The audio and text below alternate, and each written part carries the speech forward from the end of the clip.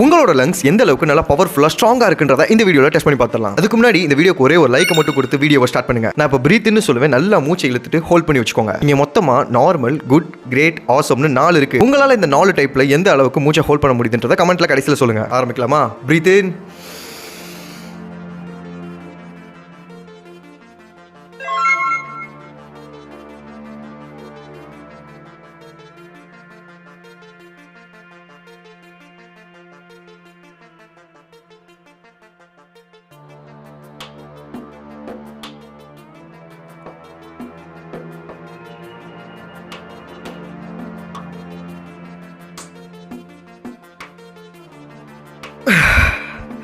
முடியல.